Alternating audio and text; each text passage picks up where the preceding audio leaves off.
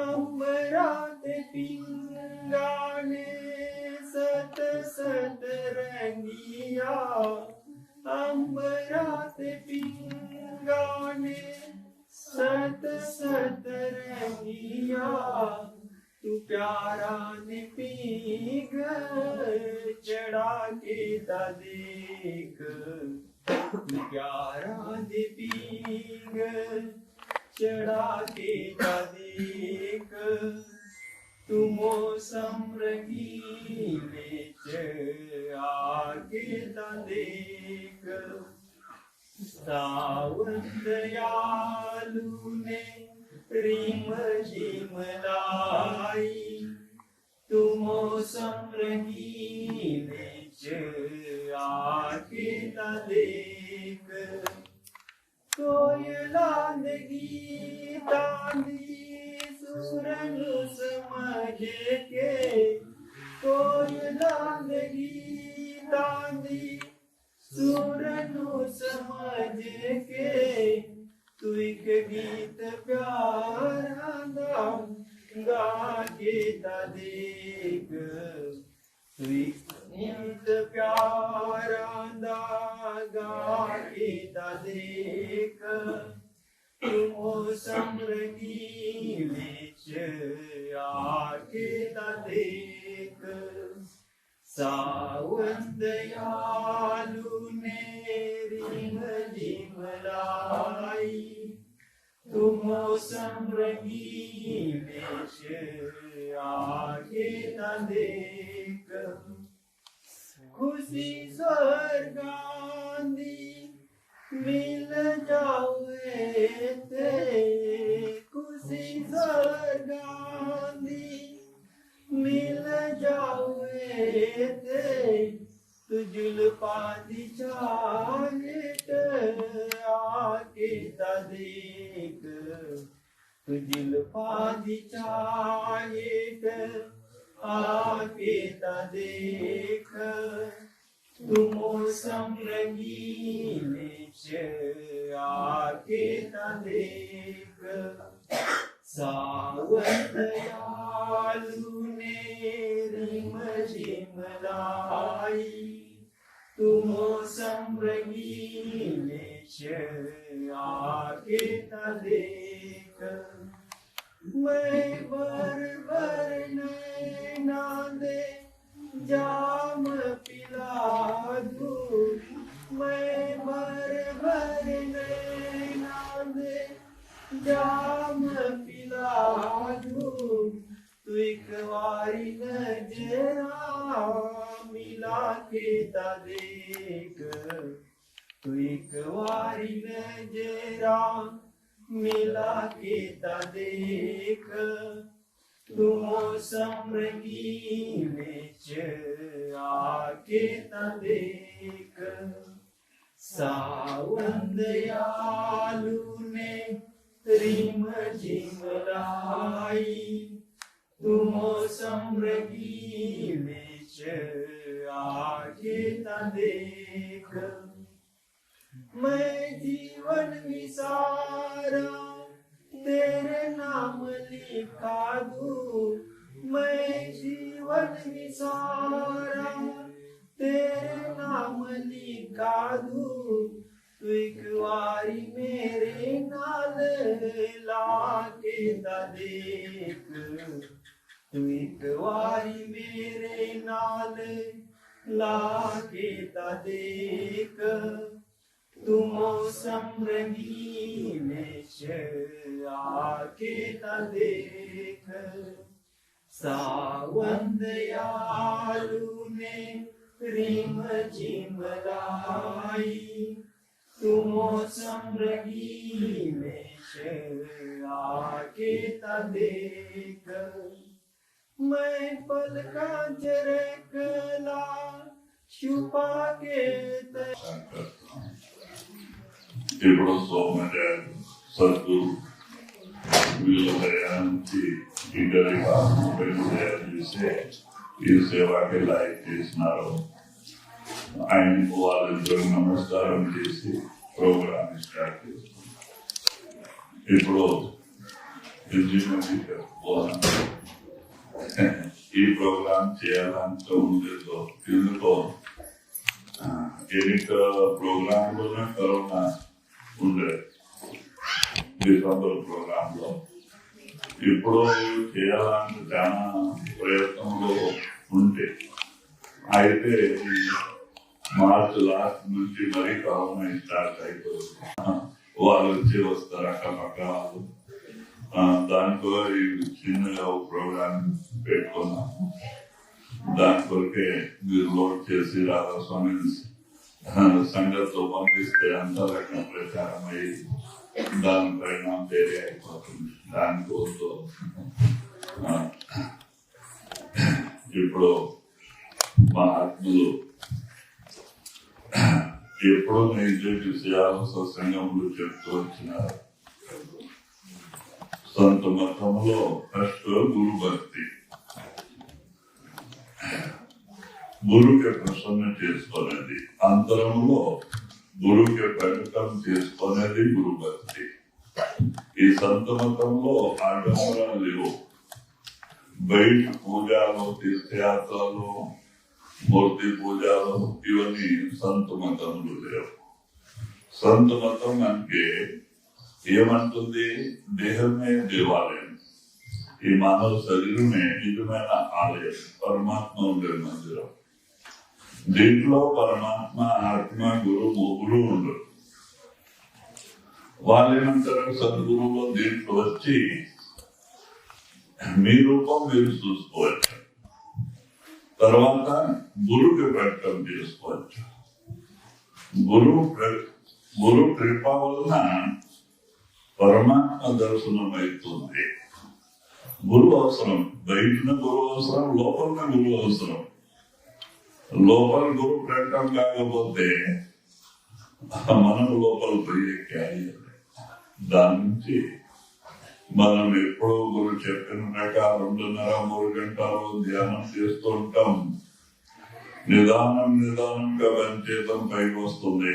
ఈ 9 ద్వారాలు వదిలి 10వ ద్వారానికి వస్తుంది. మన 3వ కన్ను శివ నేత్రం అంటారు, జ్ఞాన చక్షు తెలుస్తుంది. అప్పుడు ఫస్ట్ ఆత్మ దర్శనం అవుతుంది. ఎందుకు ఆత్మ ఇక్కడికి వచ్చిందంటే ఆత్మ కనబడుతుంది. మనకే మనం ఎవరు మనకి తెలియదు. ఎప్పుడు మన రూపం మనం లోపల చూస్తామో మనకి నమ్మకాలు చేస్తుంది మేము ఆత్మ. తర్వాత గురు ప్రకటన, ఎవరు మనకి నామం ఇచ్చినారో ఆయన లోపల ప్రకటన అవుతారు. అక్కడ నుంచి గురు ప్రతి ఒక్క మండలంలో చెప్తా ఉంటారు. ఆయన తోలుకుపోతారు. ఎందుకు? ఆ త్రోవ ఆయనకే తెలుసు, మనకి తెలియదు. మనం లోపల ఎట్లాగా పోవాలా, అన్ని మండలాలు దాటిపోవాలంటే లోపల మాయాలు కాలులో చాలా మోసం ఉంది. గురువు లేక మనం లోపల పోయి దాని నుంచి ఫస్ట్ గురువుకి అంతరంలో ప్రకటన చేసుకోలేదు గురు భక్తి. సంత మతంలో బయట మనం ఎంత చేసుకుంటే ప్రయోజనం లేదు. ఆ గురు భక్తిలో ఏమేమి వస్తుంది? ఎక్కువ పని ఇదే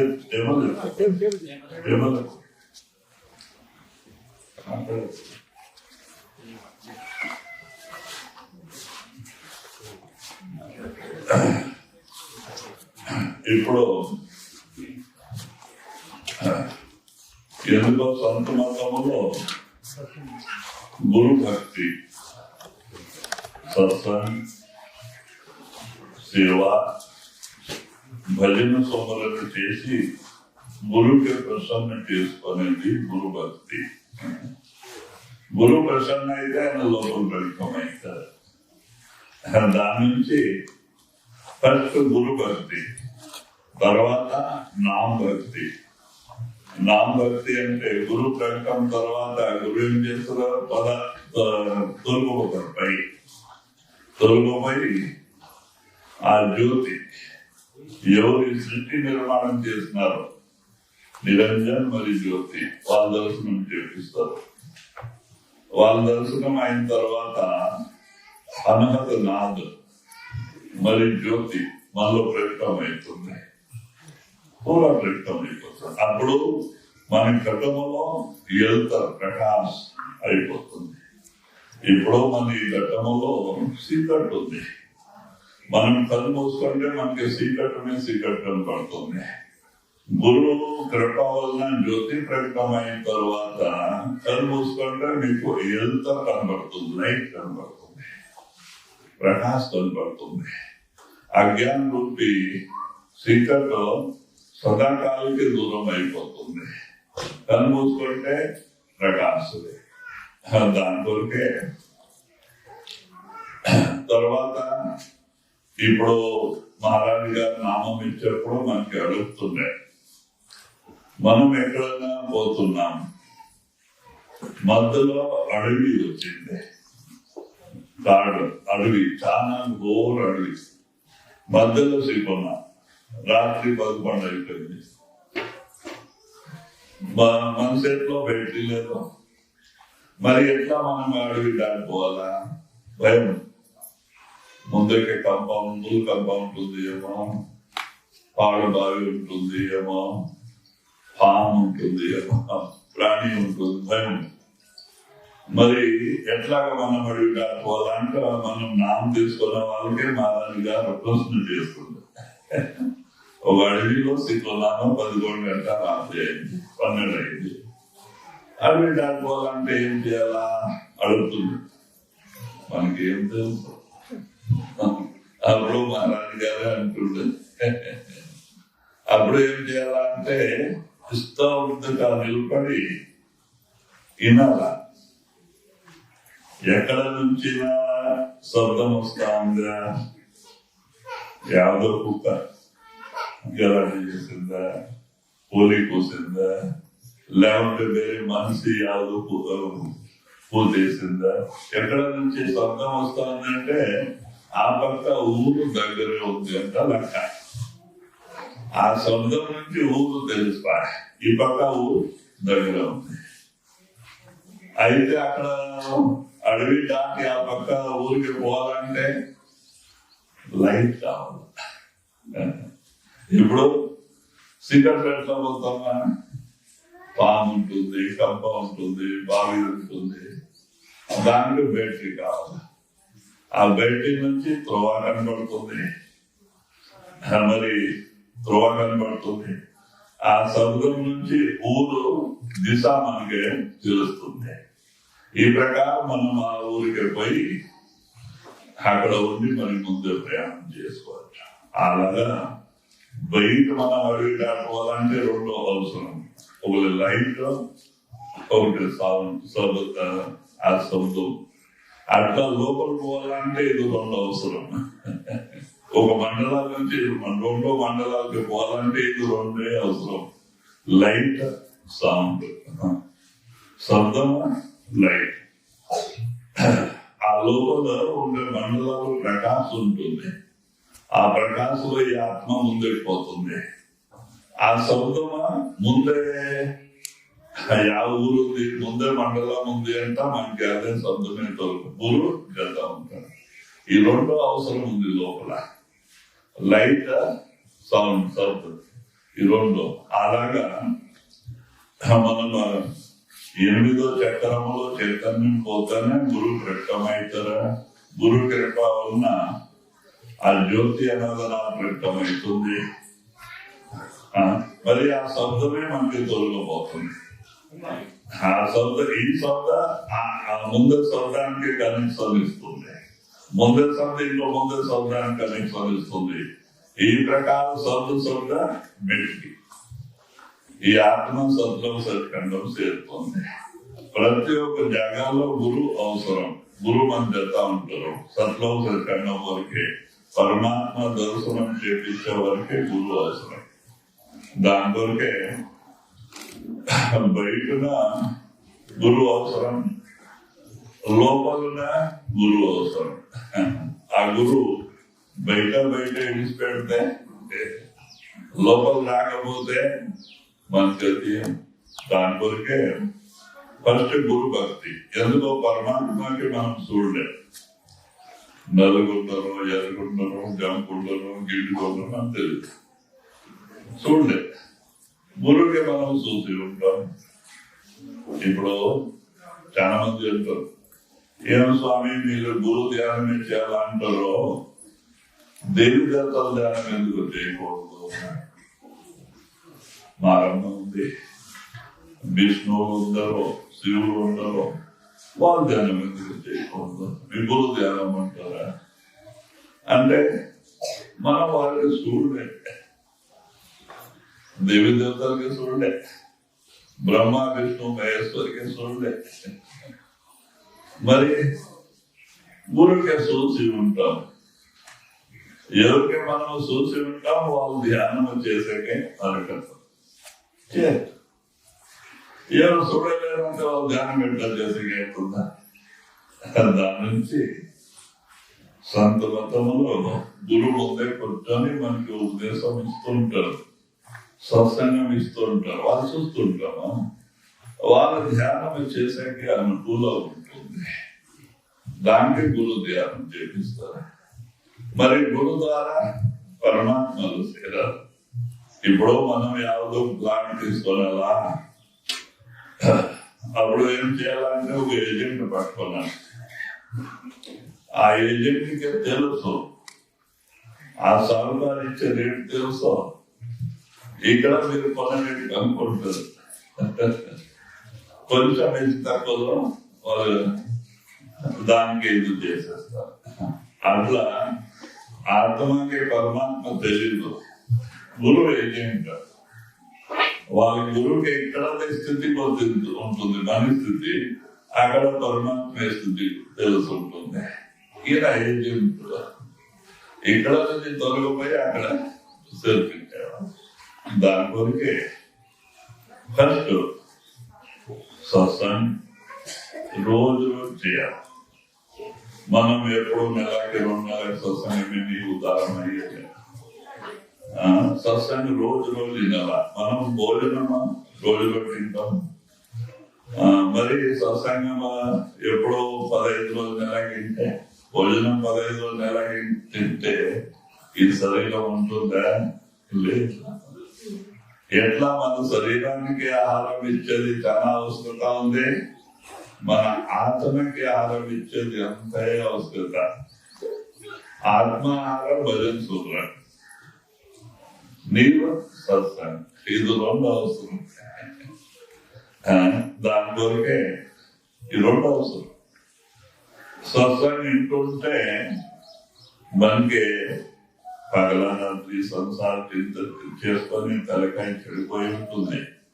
సత్సంగంలో పోయి కూర్చుంటే కొంచెం సమాధానం, శాంతి కలుగుతుంది. సంసారం చూడుంది ఎందుకంటే మనకు ధైర్యం వస్తుంది, మన శాంతి కలుగుతుంది.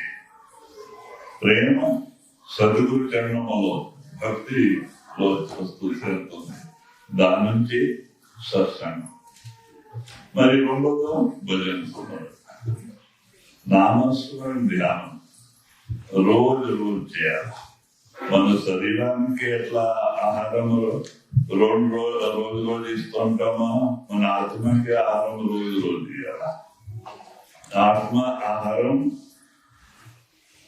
భజన సూత్రం, నీరు సత్సంగం 2 అవసరం. ఇప్పుడు అన్నం తిని నీళ్ళు తాగకపోతే అయ్యదు, నీళ్ళు తాగి అన్నం తిరిగిపోతే అయ్యదు. ఒకటే సంబంధాలు. అలాగా బాబా సోమనాథ్ మహారాజు గారి సత్సంగం రోజు వినాలంటుండే. దాని కొరకే మనము యా ఊర్లోనూ ఉన్నాయి.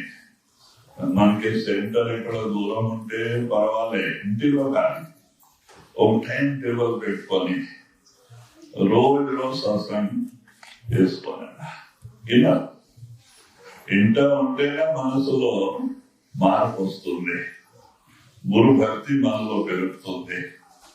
మనం ఇంట్లో పోతే మనసు జబర్దస్త్ అవుతుంది, సంసార టెన్షన్ ఎక్కువ అవుతుంది, ఇది తగ్గిపోతుంది. మరి మనకి కష్టాలు నష్టాలకి పాలు చేస్తుంది మనసు. దానికే సత్సంగం అవసరం. రోజు రోజు మరి నామస్మరణ ధ్యానం రోజు రోజు చేయాలి. వేరే పని పాట మనం ఎట్లా చేస్తుంటాము, ఎవరికి అడిగే పని లేదు. పొద్దున లేసి వెళ్ళిపోతాం మన డ్యూటీకి. ఎవరికైనా అడుగుతామా? లేదు. ఎందుకు పోకపోతే జరగదు, సంసారం జరిగేది. దాని నుంచి డ్యూటీ, వ్యవసాయం, వ్యాపారం, డ్యూటీ ఉంటేనే మనం రోజు రోజు ఎట్లా చేస్తామో వెళ్ళిపోతామా? ధ్యానం అట్లా రోజు రోజు చేయాలి. నామవసరం ధ్యానంకి రోజు కూర్చోవాలి. ఒక టైం టేబుల్ రాస్తుంది.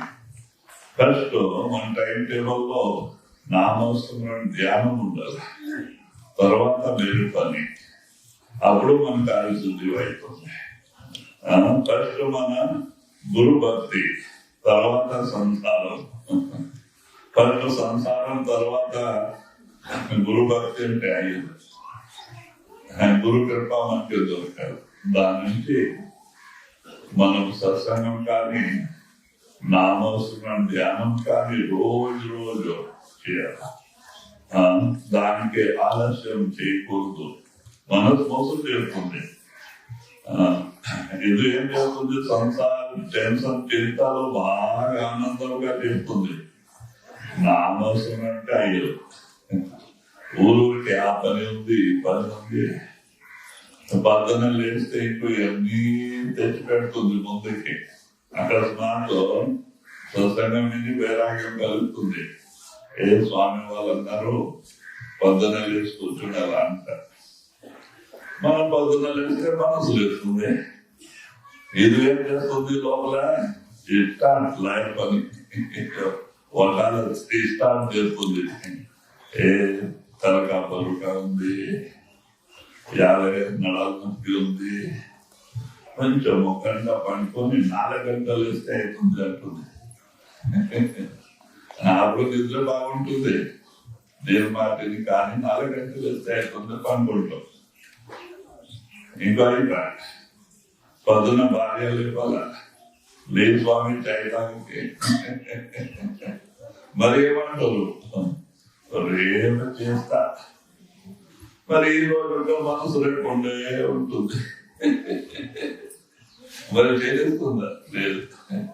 మరి రేపు అదా పని. రేపు రేపు రేపు అనుకొని ఒక రోజు ఆయన పట్టుకుపోతారు. కాలు బాగా జపాట ఆయన ఎత్తుకుపోతారు. వెళ్ళిపోయి చేసే పని కాక నిలబడుతుంది. దాని కొరికే కబీర్ సాహెబ్ గారు అన్నారు, काल करे सो आज करे सो अब पल में बदले होएगा तू काल करेगा कब. రేపు చేసే పని ఈ రోజు చేసుకోండి, ఈ రోజు చేసే పని ఇప్పుడే చేసుకోండి. రేపు ఏమవుతుంది చెప్పారు. రేపు మన చేతిలో కాదు, కాలు చేతిలో ఉంది. రేపుకేమంటారు? కాలు ఉంటుంది, కలు. ఈ రోజు మన చేతిలో ఉంది, రేపు మనకి తెలియదు ఏమవుతుంది. కాలు చేతిలో ఉంది, ఈ రోజే మన చేతి. దానికి రేపు చేసే పని ఈ రోజు చేసుకోండి, ఈ రోజు చేసే పని ఇప్పుడే చేసుకోండి. రేపుగా భరోసా. శ్వాస ఉంటుంది లేదు, ఈ శ్వాస ఉంటుంది లేదు అంట. బయట శ్వాస బయట నిలబడితే జయశ్రీయా ఇంకా నలుగురు కావాలని చెప్తాయి. ఈ శరీరం చాలా బరువు అయిపోతుంది. మట్టి గాలి ఉంటుంది, చురుగా ఉంటుంది. ప్రాణం పోతానే ఇది బరువు అయిపోతుంది. నలుగురు కావాలి. ఇప్పుడు బరువు ఎత్తుకోవచ్చు. ఈ గాలి పోతానే చూడాలి. మట్టి ఎత్తుకోపోయే వాళ్ళు తింటారు. చాలా ఇంత బరువు. దాని కొరకే చేసుకోండి. మరి ఇట్లా సమయం దొరకాలి. ఈ రోజు పైన సమయం మరి కాదు. దాని కొరకే దీంట్లో ఆలస్యం చేయక మన గురు భక్తి రోజు చేయాలి. చేస్తేనే కార్యసిద్ధి అవుతుంది, గురు కృప కలుగుతుంది. अभी तक हम तेलुगु में बोले